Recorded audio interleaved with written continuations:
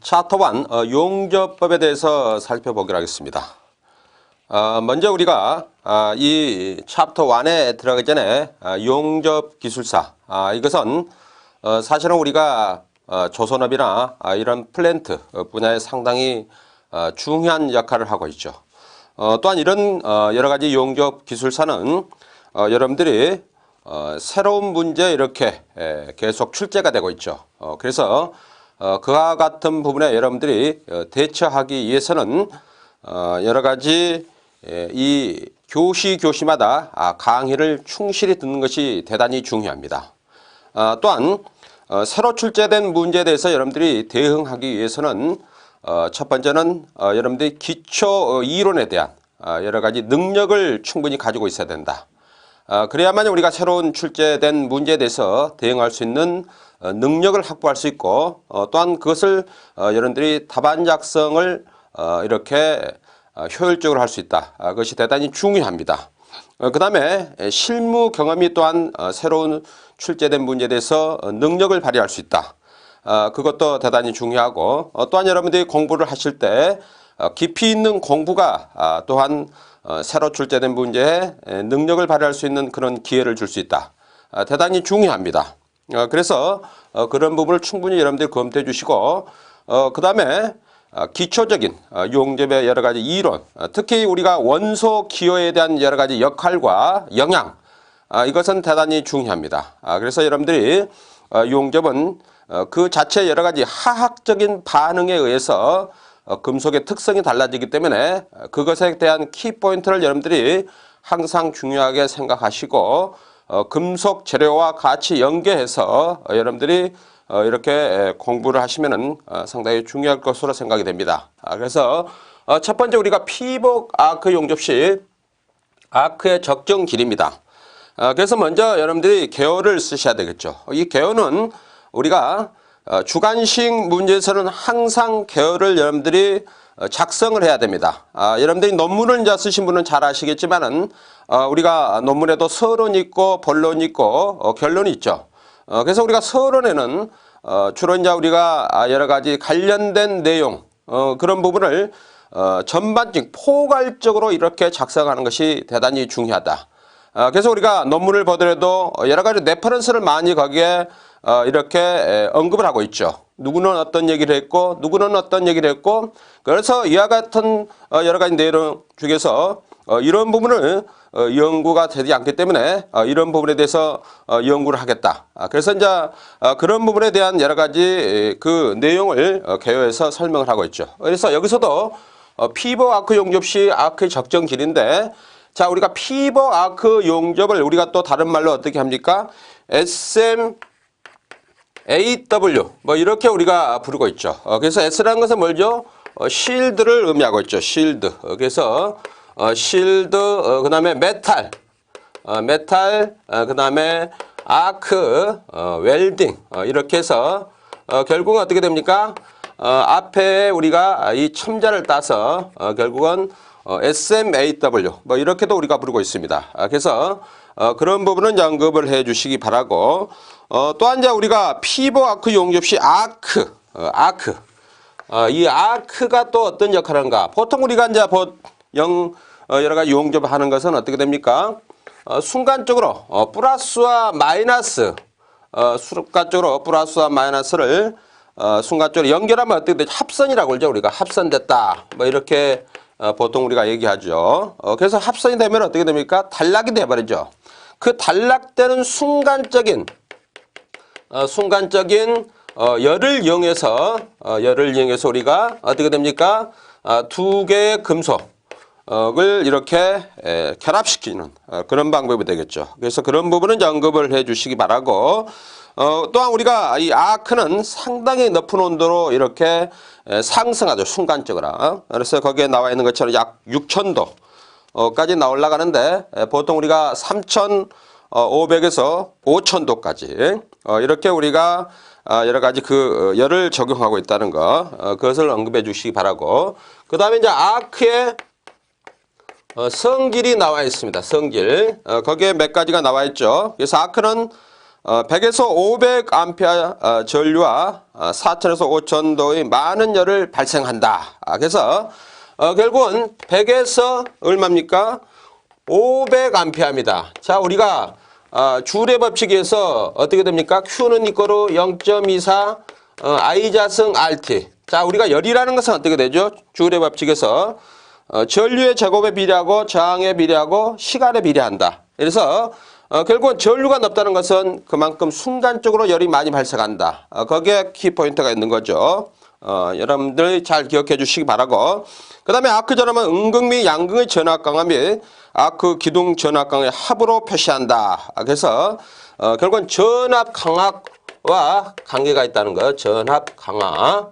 그 다음에 세 번째는 온도 분포는 전체 60에서 75%의 열량이 양극 쪽에서, 그 다음에 25에서 40% 열량이 음극 쪽에서 발생한다는 거. 그래서 그 분포, 음극과 그 다음에 양극의 열의 어떤 분포상, 이런 부분은 이제 교회에서 언급을 해주시기 바라고.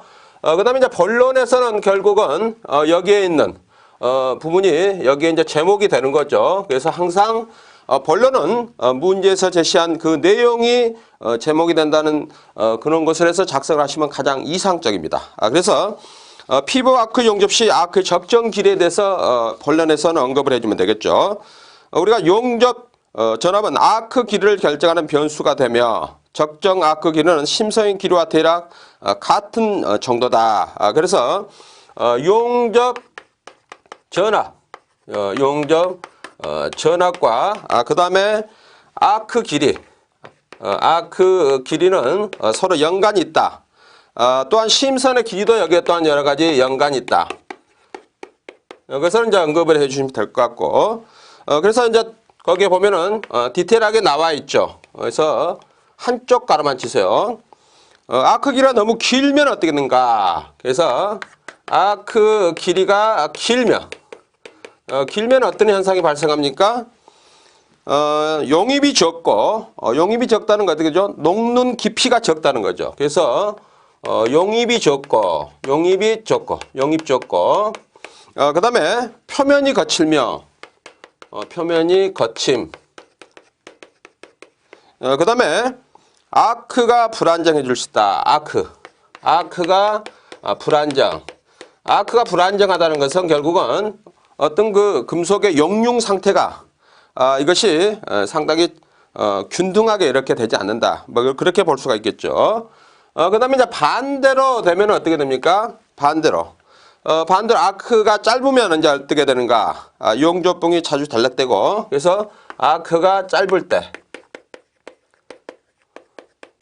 짧으면은 용접봉이 자주 단락되고, 그래서 용접봉 단락. 그 다음에 또 뭐죠? 슬래그가 혼입이 된다. 슬래그가. 이와 같이 아크 길이와 길 때와 짧을 때 관계를 잘 여러분들이 알아두시고 거기에 관련된 답을 이렇게 하는데 이제 서술형으로 여러분들은 써야 되겠죠. 저는 이렇게 키워드로 중심으로 제가 강의를 해드리겠습니다. 나머지는 여러분들이 서술형으로 이렇게 전개하는 것은 여러분들이 이제 답안 작성하면서 연습을 하면 되겠죠. 다음 문제 2번입니다. 탄산가스 아크 용접의 특성. 그래서 탄산가스 아크 용접의 특성은 어떤 건가? 자, 우리가 탄산가스는 뭐라고 합니까? CO2가 되겠죠. 이산화탄소를 우리가 의미하고 있다. 그래서 개요를 먼저 살펴보죠. 개요. 자, 내용을 한번 살펴볼까요? 탄산가스 아크 용접은 불활성 가스 대신에 경제적인 탄소 가스를 이용한다. 그래서 결국은 탄소 가스를 이용한다 그랬죠. 그래서 우리가 CO2와 관계가 있겠죠. 그 다음에 역시 전극은 소모성을 주로 사용한다. 그래서 소모성을 주로 사용하고 그 다음에 비소모성 전극을 사용하는 방법도 있는데, 탄산가스는 활성이므로 불활성이므로 고온에 약해서 산화성이 크고, 그 다음에 용착금속의 산화가 심화해서 그 다음에 이제 기공이나 그 밖의 결합이 생기기 쉬우므로 망간, 규소의 이거는 탈산제를 함유해서 Y를 사용한다. 그래서 결국은 어떻게 됩니까?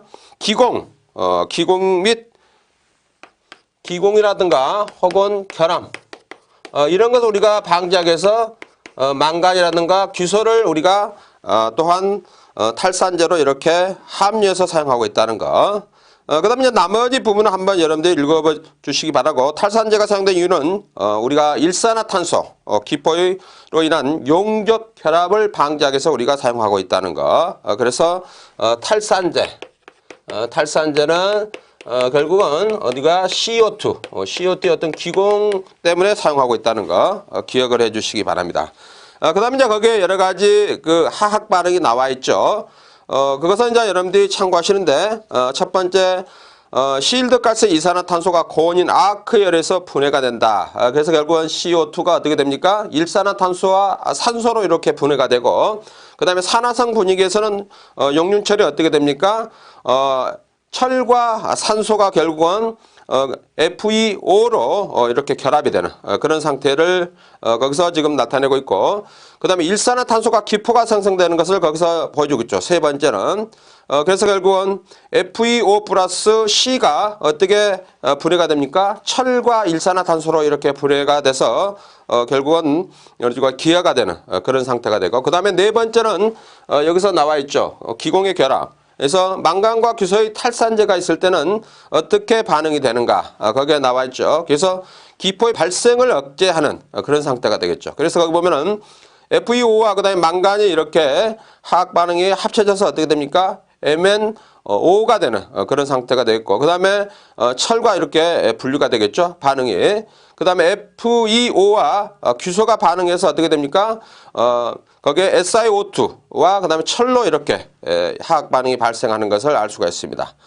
그런 부분은 이제 여러분들이 하나하나 이렇게 알려주는 것도 대단히 중요하다. 이렇게 볼 수가 있고, 그 다음에 이제 본론에서는 결국은 거기에 제목에 있는 내용이 여기에 제목이 되겠죠. 2번 본론은. 그래서 그것을 여기에 쓰시면 되겠죠.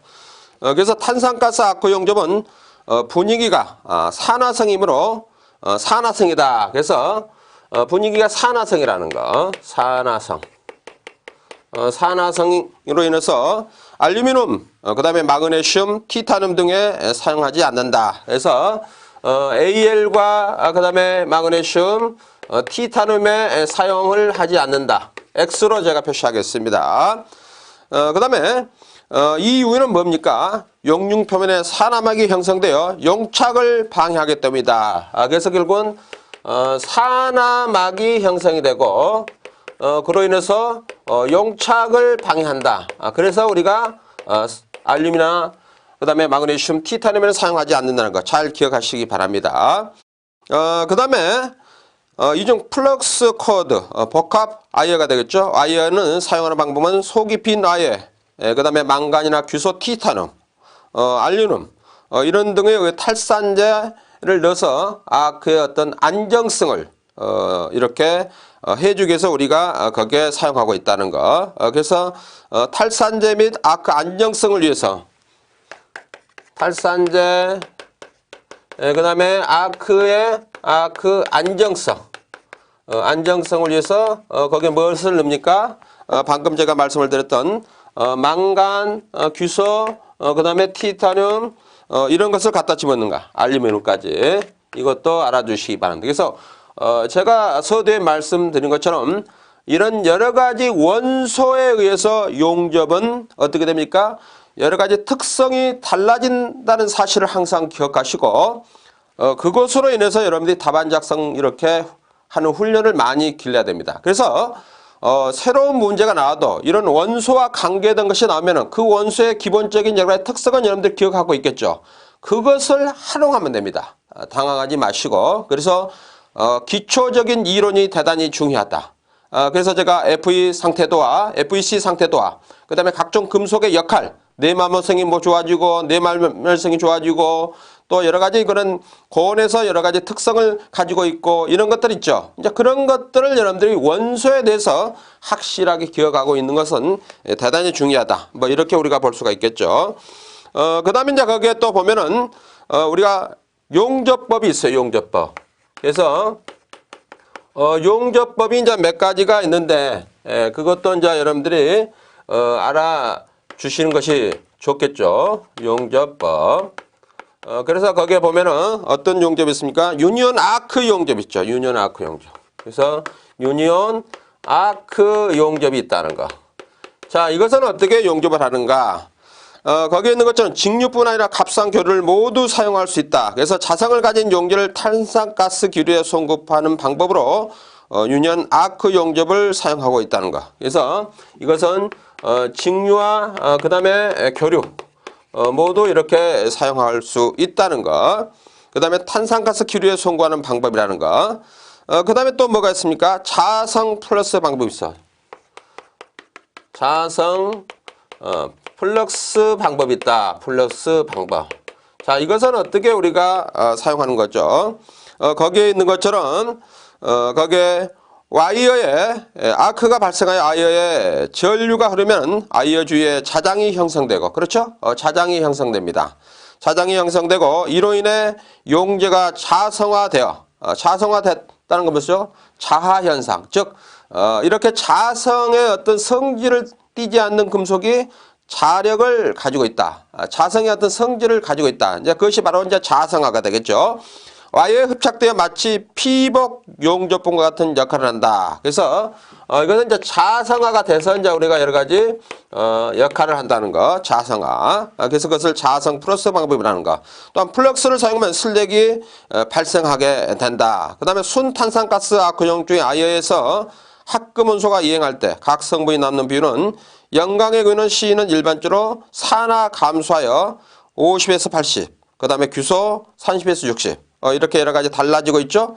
그것도 이제 여러분들이 기억해 주시기 바라고. 그 다음에 크롬, 니켈, 몰리비덴은 거의 줄어들지 않는다는 것도 여러분들이 참고해 주시기 바랍니다. 그래서 항상 제가 지금 첫 시간이지만은 용접에 관련된 여러 가지 재료의 특성은 그때 거기에 투입되는 여러 가지 원소들에 의해서 여러 가지 특성이 달라진다는 사실을 기억해 주시고, 그 원소들은 어떤 온도에서 어떻게 여러 가지 특성의 변화를 주는가, 그것은 대단히 중요합니다. 그 다음에 거기에 여러 가지 가미되는 탈산제라든가 이런 여러 가지 것에 따라서 용융되면서 그 원소가 혼합이 되겠죠. 그로 인해서 특성이 달라진다는 사실을 기억하시고 그런 부분을 여러분들이 항상 중점적으로 이렇게 강의 시간에 잘 살펴주시기 바랍니다.